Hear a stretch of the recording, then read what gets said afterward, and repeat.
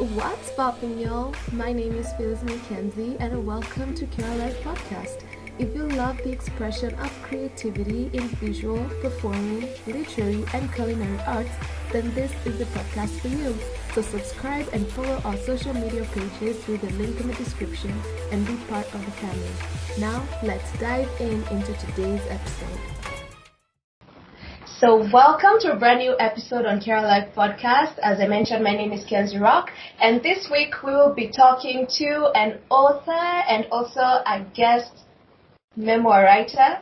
Today I'm joined, ladies and gentlemen, by Ruby Peru. Thank you so much for joining us here on this episode. Hi, Kenzie. It's so great to be here.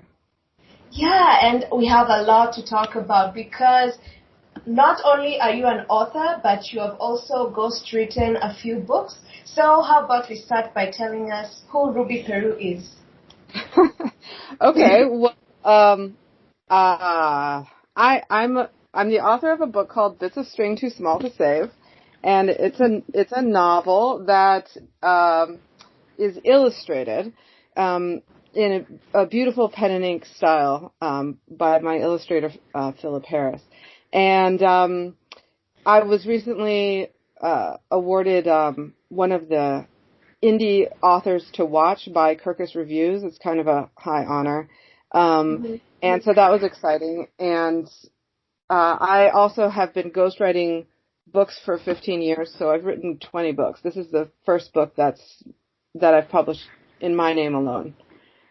Speaking of your book, by yourself without any other authors chipping in, bits of string too small to save. What led you into writing this book? Because once somebody looks at the cover, you get the vibe of Alice in Wonderland, but you've mentioned before on your website that once you begin reading, it's a sense of Lemony Snicket, but for adults. So why did you decide to write this kind of book? Okay. So it all started, I used to be a preschool teacher, and I taught kids ages about 4 to 7. And every day we would have, you know how you have circle time and the kids sit around and the teacher talks to them or whatever. So I would just tell them a story, and I would make up a story every day, and I would include all the kids in the story, and they would be characters in the story. And that's 14 kids.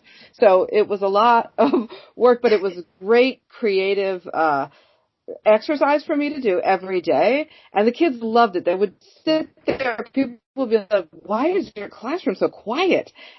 Because they were absolutely into these stories that I would tell. So I left that job eventually, and then I ended up getting a job writing for a magazine. It was a very boring corporate job, and I didn't want the creativity that I had built up in the classroom to go away.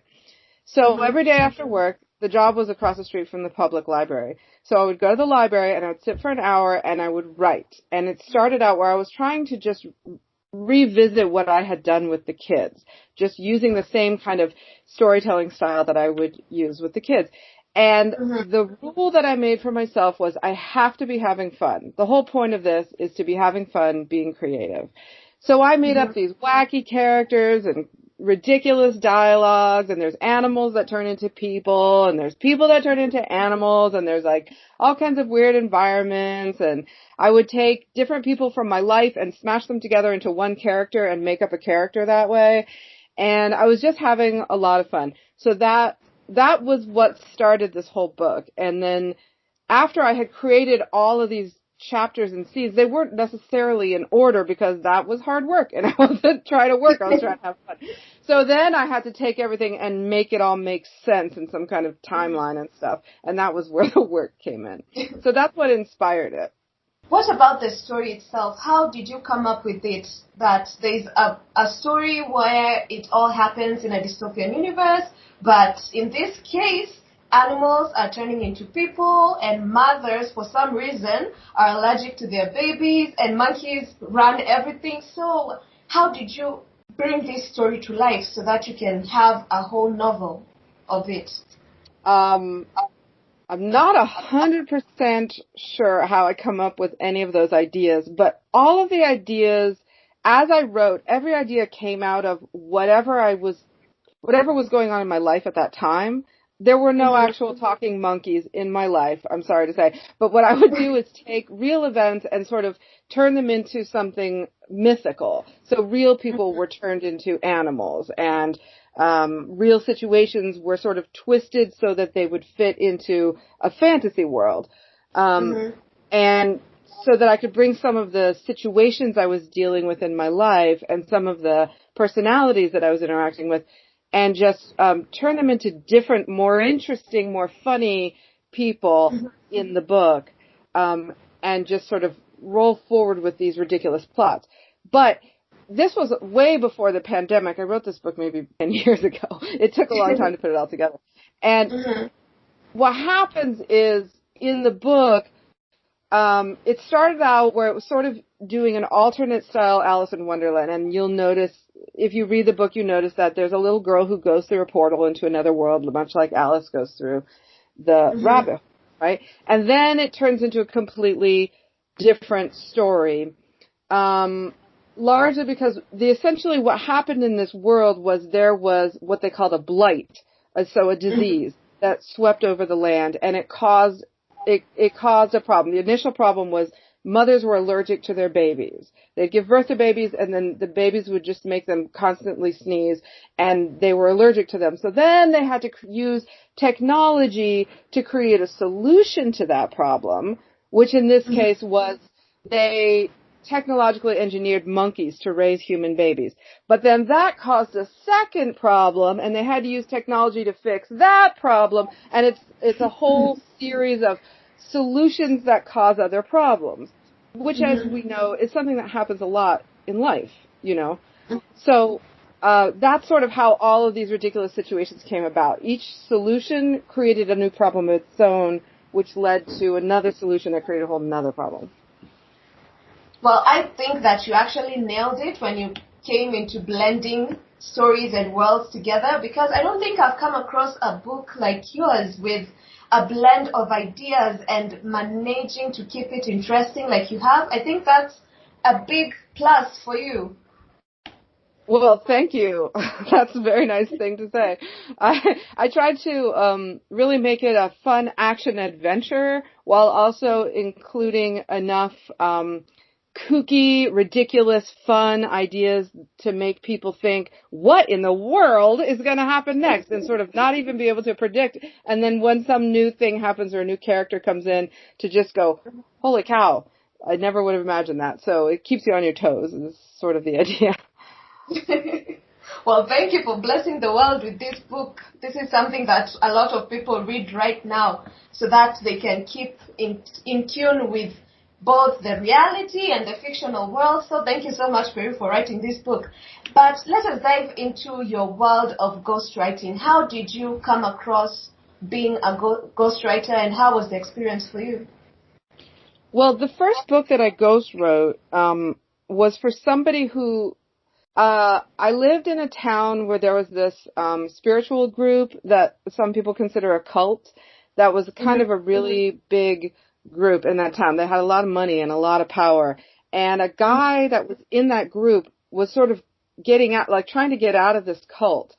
And he ended up, it's a long story. He ended up going to India and getting arrested in this foreign country and then having to escape. It was a very kind of a crazy, exciting story, but it was true. And he actually called me from India and said, will you write this story for me? Because I was familiar with the spiritual group and I was familiar with India. So I started writing this book for him, and it was fascinating because he was trying to get out of this cult, but mentally he was so deeply in it that I could see the difficulty he was having trying to figure out how to view the world the way other people view the world, you know? So essentially, he would tell me his story, and I would write it, and then I would give it back to him. And he would say something like, wow, I never saw it that way before. And I honestly thought I was just writing what he was telling me. But he was seeing himself through my eyes, and it helped him realize how some of his thinking was a little weird, you know, and how he could sort of come back to some semblance of reality. And so it was it was very helpful what I did. And I didn't have any special training in this except for being a writer. So it really made me feel like I'm doing something good here. This is important. Telling people stories is important. It helps them realize who they are. Mm-hmm. And can somebody become a ghostwriter without any experience, without having written any other book? This is the beginning, it's a new chapter for you, and you decide, let me become a ghostwriter. Is it possible for somebody out there? No. It's a very difficult job. It's not something, I've had a lot of people actually contact me and say like, oh, I'd love to do what you do. And I say, good. Good for you. Good luck with that. I can't like give you a job. I mean, to write somebody else's story, first of all, you have to be really patient and a really good listener, which means you listen to what they say and then you ask them more questions so they can go deeper than they've ever gone before into thinking about their life and especially why they did the things that they did. You know, when a lot of people think of writing a memoir, they will approach me and they'll say like, I did this. Here's a list of accomplishments. And I say, okay. That's nice. That's great. But that's not actually an interesting story. The interesting story comes out when you tell me, why did you choose to do this? What were you trying to achieve when you made that choice? Did you achieve it? Did you change your mind and decide to achieve something else? Did you achieve it so well that you then went to the next level? What was the meaning behind the things that you did and how did it help you grow as a person? So that's the kind of thing that I look for when I'm writing a memoir. And you have to, not only be a good writer who understands how to build a good, exciting plot, but also be able to pull the pieces of that plot out of somebody's memory. Wow, I thought that it's actually easy for somebody to become a ghostwriter because your name isn't technically on the book, so I thought that somebody could just give you a call and tell you, hey, you have a creative mind, you have good grammar, would you help me in writing this book? I didn't know it takes so much in writing, especially being a ghostwriter. Writing is to be a good writer, it takes your whole life. It's not something that you can just suddenly do without knowing anything about how to build a plot, how to build a character, what makes characters interesting, how to have a good sense of sentence structure and rhythm and flow to your language. This is why people hire ghostwriters, because if it was that easy to write, you would just write your own book. You wouldn't bother hiring somebody, right? But people sit down to write their memoir and they realize, oh, this is hard. And they show it to their friends and they go, this is awful. And then they realize, oh, this is difficult. You need to hire a professional who knows a lot of things, both technical and creative. Because writing isn't like, well, let me put it this way. Like a lot of arts, writing has a technical side to it. And it also has a creative side to it. You have to understand both sides really well to be able to blend them together. What is one thing or maybe two that you wish you would have known before you began writing? Maybe you know it now, but years back you wish you would have known that. And maybe if you did, it would have changed your life completely. There is something, and I'm not 100% sure if I wish I had known it or not. And I'll explain why when I tell you. When I wrote this book, I was thinking, I didn't know anything about book marketing, genres, categories, how to sell a book when I wrote this book. And when I first started writing it, I didn't really know what I was doing. I didn't know if I was writing a children's book for children, if I was writing an adult book that has children characters. I was just having fun, right? So what happened in the end was I created a book that was exactly what I wanted it to be. I wanted it to look like a classic storybook. That's why I hired an illustrator. And I wanted a lot of things, and I got all the things that I wanted. And then I discovered that it's very hard to sell a book that has all of these things. Because, like for instance, if it's a children's book, I had been thinking it was a young adult book, like for kids that are in high school age. Turns out, no, because my writing style is a bit too complex. There's too many subplots. The book is too long. There are a lot of very specific parameters for writing books for children or young adults. And that's true all over the literary world. If you want to sell your book and make money at it, you have to kind of fit it into a certain category. And my book kind of doesn't fit into any of those typical categories because it's got a tone, especially in the beginning, it's got a tone that feels like it's for children, but it's got a reading difficulty that is higher than what would be for children. But the characters are children. And so it's kind of all over the place. When you're children, I didn't know this either. Children like to read about kids that are just a little bit older than themselves. So the two main characters in this book are 10 and 13 years old. But the reading difficulty is for, you have to be at least 18, to be able to deal with my vocabulary and all that. So it created this conflict that makes it very hard to put it into a category. On the other hand, it's a pure expression of my creativity because I wasn't marketing it to anybody. I just wanted to write what I wanted to write. So in a way, I wish I had known more about how book marketing works when I started. But in another way, I'm kind of glad I didn't because I wrote a book that was just a pure expression of my creativity without changing it at all for commercial purposes. And in relation to that, was there a point, you mentioned that you began writing a book about 10 years ago. So was there a point through this period when you just got, let's say, halfway through the story and you were like, no, this isn't right. And then you begin all over, or you just get to a point and you change something and then it doesn't make sense. Did you have that conflict between you and your creative mind? I can tell you're a writer because you know exactly what goes on.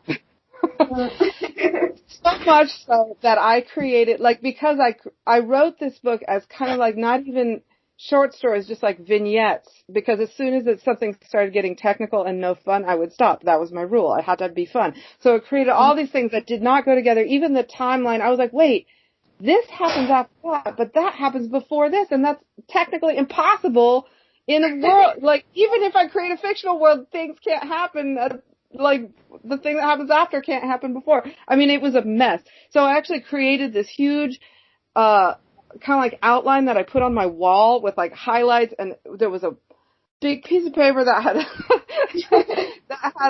all these subplots, and they had lines drawn to the other subplots and how they interacted, and then I would stick index cards up there and post-it notes. It was a mess, and it was all over the wall because it was too big to even put on the computer. And I couldn't even make sense. At a certain point, it got to where it was like I was studying something someone else did. I was like, why did I even write? I can't even remember, So, yes, it was a mess. My initial draft was a mess. And then I had to work really hard and some things I completely cut out. There were whole chapters that I had to just cut because they just didn't work or they didn't make sense or the character was like, it's not funny after all. And I took it out, So yeah. There's a lot of cutting. There's a lot of reorganizing. Now I don't write that messy. Now I'm much more organized. But that was my learning process. I learned very much the hard way. Just sort of what have I done? Now I have to fix it, It's actually, I'm glad to hear this because I asked that because personally I've been in that very similar position. About 3 years ago, I began writing my first book, which isn't done yet because of the very same reason. I had 2 different drafts. 2. One had the initial idea I had when I was 12. The second, I had it when I was 15. So I tried to blend in both drafts, and what I came up with was a total confusion of a story. So I tried a storyboard like you have, and it did not work. I just had to cut down chapters, and then you realize, wait, one chapter is so short, it could fit into 2 pages. Then I was like, no, we have to make it longer. And then when we make it longer, you realize that, wait, this story is too predictable. Then you have to change the words again. So I'm very glad to hear that it's something that people as writers experience because I thought that this was my thing. And completely, I haven't touched those drafts for 3 years straight because I'm too scared to continue because I'm sure the ideas I have right now, especially with the pandemic, if I add on to that mess, that thing will just blow up. Yeah. You know what? Total sympathy. I get it. I get everything you're going through. I'll tell you a couple of things that might be helpful. Mm-hmm. you the more you read, the more you'll notice that it's okay to break all the rules that you think are there. For instance, if you have a super short chapter in the middle of a bunch of long chapters, it's fine. That's your choice. You don't have to conform to what you think the book, like standard books require. I've read Mm-hmm. lots of books that have a really short chapter in the middle of a bunch of long chapters. That's part of your artistic, decision. If that's what you feel the book needs, you do it. And in fact, I did it in this book. At certain points, I was like, wait a minute, this character needs to be, I have so many subplots going in this book that sometimes you'll get lost in one and then you'll totally forget about the other one. And then when the other one comes back, you've completely forgotten who that character was. So I have to insert pieces of each subplot, every once in a while so that the reader doesn't forget. And so sometimes I have really short chapters in the middle of longer chapters just to remind you like, oh yeah, this character is there. And, working on this over a while, I realized it's fine. You can do that. You can break all the rules, as long as it works. So, I don't know if that's helpful or not, but, It is. It is actually. I think a lot of I don't know if this is true for you, but when I started writing this, I really had an idea of writing a classic book, like a nice, long story book, illustrated. I had a really idea in my mind of what it was. And that's certainly a thing you can do, but there are so many other things out there. There's flash fiction. A lot of these ideas I could have published as flash, and if I had, it never would have made it to being the book that it is. But you can take little pieces, and even if you cut them out, you can publish them as a short story or as flash fiction. You can write, there are all kinds of different styles you can use. And you need to not get stuck in whatever style you originally had in mind. If it's no longer working, it's no longer working. Move on. Use a different style. Maybe it's going to be short stories. Maybe it's going to be more avant-garde. You don't have to conform to whatever it is you think you need to conform to.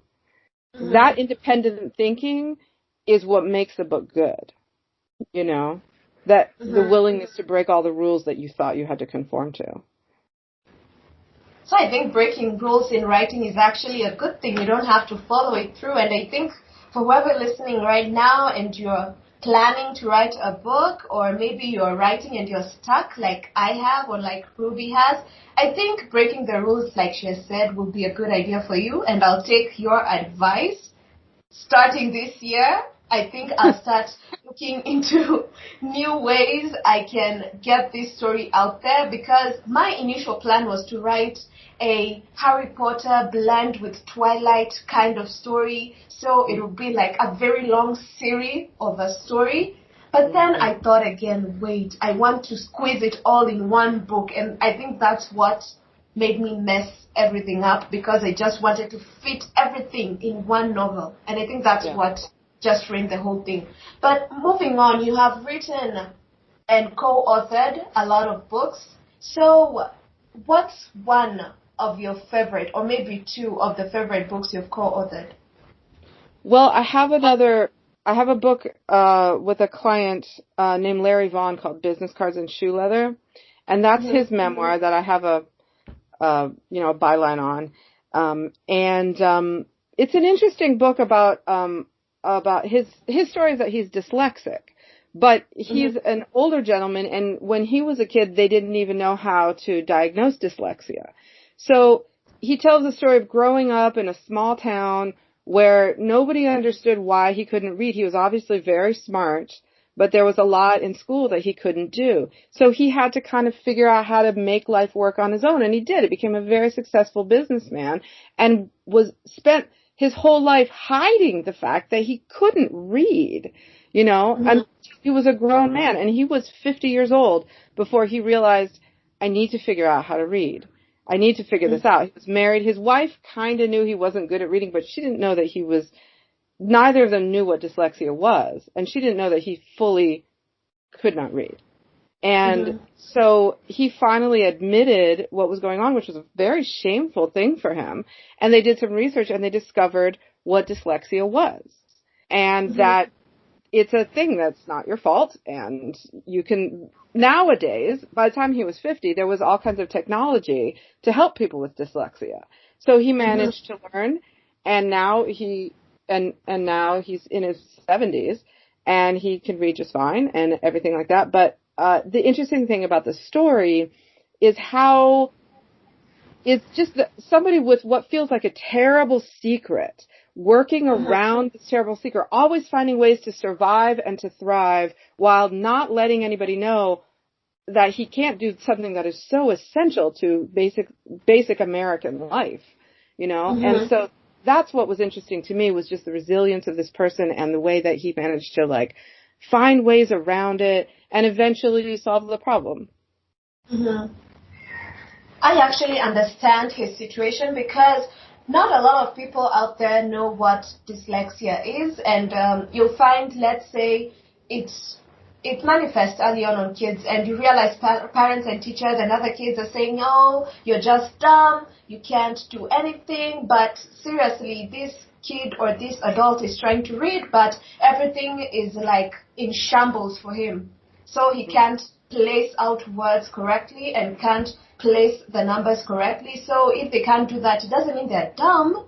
They just can't read out whatever is right in front of them. But you can find out that maybe some of them, when they close their eyes and listen to whatever you're saying, they'll understand absolutely everything. So I understand his story, and I'm glad that you have co-authored this book. And everybody, you can go and check it out. I believe it's on Amazon, right, Ruby? Business Cards and Shoe Leather? Yeah, it is on Amazon, yeah. You can check that book. And what do you think your career would be like, let's say, in the future, 5 or 10 years from now? Either ghostwriting, or do you perhaps want to write more books for yourself with your name on the book itself? Yes. Well, here's my plan. These are my plans for the this next year. All right, this year I'm writing a memoir. My own memoir. Since I'm a specialist in ghostwriting memoirs for other people, I should write a memoir for myself. And it's about growing up on a horse ranch in Arizona. And so I'm writing that. That's my project this year. And then the next project I'm doing is I'm going to write a pilot for a movie or possibly a TV series that's a cartoon. I'm really into cartoons. There's so many amazing cartoons out now that have these just amazing voiceovers and hilarious plots that both appeal to kids and adults. I think they're so sophisticated and they're so funny. And I think it's also a perfect thing to be doing during the pandemic, because it doesn't require actors to get together. You can produce an infinite number of cartoons without even, getting together with people in person. So, that's what I'm sort of trying to get into next is being a writer of, Pixar type cartoons. I hope your dreams come true for this year, and I hope you get to finish your memoir. Well, and I hope pray you write that writer's block. will. I hope you don't get writer's block, because that's a curse that follows every writer out there.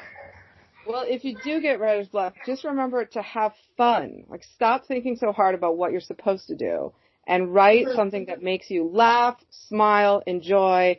Because writing is all about you. It's putting you on the page. And I think people get blocked when they feel like either I don't know who I am, in which case go out and figure it out, or people have expectations of me that I can't fulfill. And the only answer to that is stop fulfilling those and be yourself. The weirder, the better. The more unique, the better. If you feel like nobody's going to get this, perfect. That's exactly what you should be writing, because it means it's so you. That's amazing. And Ruby, if you were to go back in time and you saw your young self, what advice would you give young Ruby right now?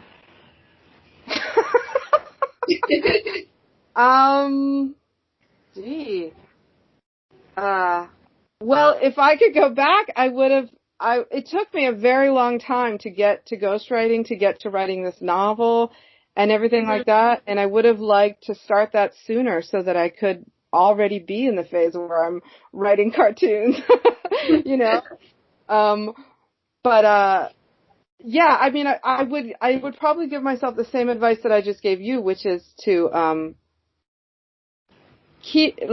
soon as you write something that's interesting and weird and unique, Good. Do it again. And don't expect the next thing to be similar to the first thing. You know, all your stuff could be completely, I mean, people are complex and they have all kinds of different sides to them. Just because you're interested in penguins doesn't mean you're also not interested in technology. Just because you're interested in Alice in Wonderland doesn't mean you're also not interested in hairstyles. Like, there's a million things that you could be interested in. Don't feel like you have to put yourself into some kind of niche. If you're successful at one thing, that doesn't mean you have to stick with it. I think should appreciate that. I think that's what everybody needs to hear right now. And in terms of this earth, or maybe you being in an alternate universe, and you weren't a preschool teacher, you were never a ghostwriter, you never wrote your own book, what do you think alternate universe Peru would do? What career do you think should pursue right now? Oh, I would have been an engineer because I have a whole, I'm a craftswoman. I build things with wood and metal, and I invent in strange inventions. That's part of what I'm bringing to my cartoon life when I start writing it. And I am really into architecture and design. It's a whole other side of me that has nothing to do with my writing, except that you'll notice if you read my book, there's a lot of description of architecture and physical space, you know. So that's another interest I have. That's probably what I would have pursued. I think I need to see your work in crafting. I think we'll get you here in another episode so that you can teach us creative arts and and how to build trinkets with wood and whatever is lying around our homes. Well, I'd love to.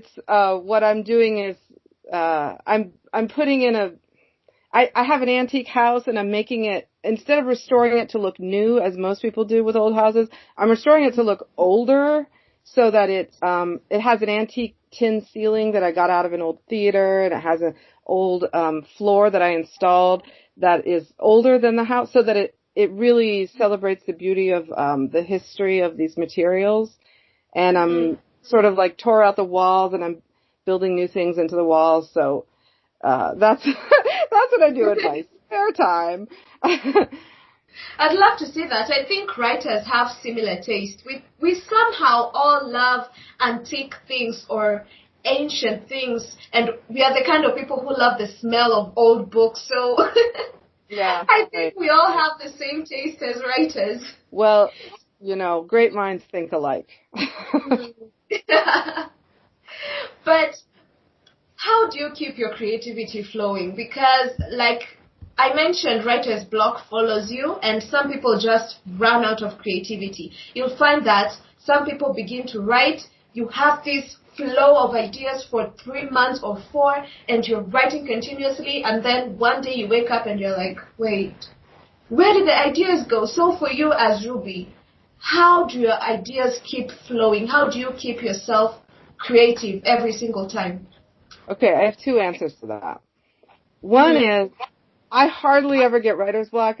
Like, my brain is always on fire. I wake up in the morning with a million ideas that I can't even do because there's not enough time in my life to do them all. That's why I'm writing a book and a cartoon and doing books for clients and renovating a house all at the same time. I never run out of ideas. I wish I could run out of ideas. Writer's block would be a break for me. I would love to have writer's block. I would just be like, oh my God, my brain has stopped going around and around, thank God.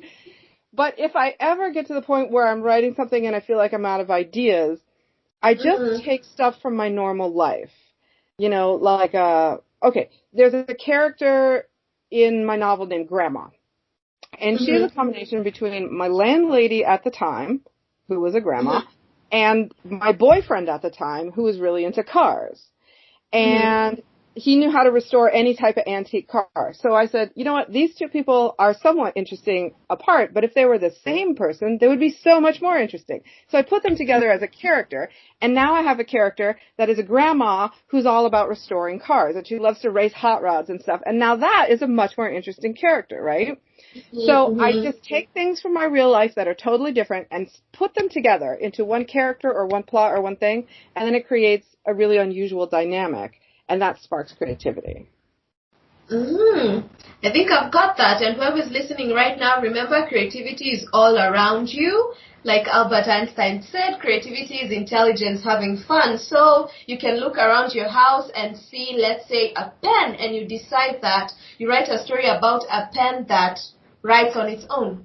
It hears your thoughts and writes on its own. That would be a very interesting pen, actually. Can you imagine that? A pen that hears your thoughts, and whatever you want it to write down, it just jolts down everything on its own. I'd love to have a pen like that. Sure. And then take that pen and combine it with a totally different thing like the coffee cup on your desk. It's a pen that drinks coffee constantly, or it writes with coffee. See how I'm adding a totally different element to it? So now it's not just a pen that writes on its own. It's a pen that is fueled by coffee. So the problem is it can only keep going if you make the best coffee in the world and you keep feeding it lattes, you know. So then you've made it more complex. See what I mean? And then you can combine that with another element that you see and go, okay, now this pen has a more complex personality. Mm-hmm. Ruby, I'd like to ask a certain question to any writer I meet out there. And this question actually taps into your soul as a writer. So, as Ruby Peru, why do you write?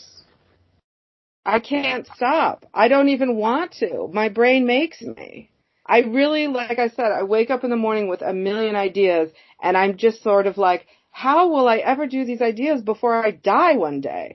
You know, so I just, I have to. There's different types of writing, like creatively, I have to. It's sort of like, it drives me insane if I don't. But on the other hand, it's also like my memoir is a very different thing, this project that I'm doing now. And I write because it really helps me make sense of my life. And these are just short stories about things that happened to me in childhood, but really writing them and going over them with editors and honing the words makes me understand my life better. And the other people in my life, why certain things happened, what was the meaning of something that happened, how did that change my life in a certain way? A lot of times when you're a kid, you don't really know how you feel. You have a lot of feelings, but you can't really explain them. So when you're looking back and writing a memoir about your life as a kid, you're really able to look at those feelings much more deeply and realize how they changed you as a person. And it's important. It helps you, for me, it helps me feel more okay with everything that has ever happened in my life, good or bad, you know? I get you. And if you were the richest person on this planet and money was never an issue to you, you're in Bill Gates' shoes, what would you do every single day of your life? Oh my God, you're so, what would I do? If money wasn't an option, okay, well, I would continue writing, and I probably would stop ghostwriting for other people because, you know, that's what I do for a living. And I would also, keep on working on my, architecture and design thing, which is also something that just sucks money and doesn't produce anything, at least not so far. Everything I do just sucks money out of my pocket. So, I mean, I have a million things that I would rather be doing than making money, like most people, but they're all related to what I already do now, you know. But also I'd like to do something, you know, that helps other creative people to, like, if I'm going to build some kind of beautiful restored home, I'd like it to be able to be a place to have workshops for creative people, you know, and help them realize their dreams. So, you know, ultimately that's an amazing goal, because you find out that some people would say, oh, I'll give the money to orphans, which is not true. I know in their hearts that's not true, because if you're the richest person in this whole world right now, you just woke up suddenly with a bank account that's flowing, I'm pretty sure you won't remember that there are orphans there. So I find it sarcastic when people just say, oh, that money, I'd give it to orphans, and then I'd go back, give it to some people in my village, continue building up my community, when I know in the back of their heads they're saying, I'll buy a plane, fly all the way to Tahiti and have fun, then come back focus on everything else. Because I'm sure 90% of people on this planet, that's what they'll do. First, go to your dream place, then come back and focus on everything else. Because you don't know, you might get the money and die tomorrow. So that's an amazing goal for you. And I'm glad that you said that here. It's a very nice dream. And I hope that maybe one day, who knows, you might get a very nice financial blessing from above and maybe all these dreams of yours can come true. Well, thank you for the best wishes. I certainly hope they do. But in the meantime, I'm just trying to have a little bit of success with Bits of String Too Small to Save, which I'm going to be making an audiobook of soon. So, I can't wait. yeah, I think it's going to be really fun. It's going to be very dramatic with what they call Foley in the background, where there's like, you can hear the horse's hooves clopping and the feet walking in the gravel and the birds tweeting in the background, so it's going to be kind of more like a radio play than just a regular audiobook. So that's another project I've got going. And what advice, Ruby, would you give anyone who's trying to venture a career in either writing or ghostwriting? Well, the technical side of writing is what a lot of people really don't pay attention to. A lot of people think writing is all about just creativity. And the thing is, just like with if you're a carpenter, you have to know how to use a hammer and a saw and a drill and whatnot, right? So when you're a writer, you need to get really good at the tools of the trade, which is sentence craft, punctuation, grammar, all of those academic skills. Those are the tools of your trade, and you will be a much better writer with better rhythm and flow to your language if you know grammar really well and you know how to construct a beautiful sentence. And are there any persons out there you wish to write a memoir with them or maybe ghostwrite for them? Wow, you're putting me on the spot. There is particular. I wish you'd asked me this before, because this would require a little bit of thought. But I'm always interested in writing about artists. I often end up writing books for business people, and business is an art of its own. But because business people use books to grow their business. But I'm more interested in writing about the lives of artists, because I think the creative mind is unique, and it's over time, as I have, just gotten older, I've just noticed the difference between me and other people a lot, which is when you have a really creative mind that never stops coming up with creative ideas, it sets you apart. Most people aren't like that, I've discovered. I used to think everybody was like me, and then I discovered that's not the case.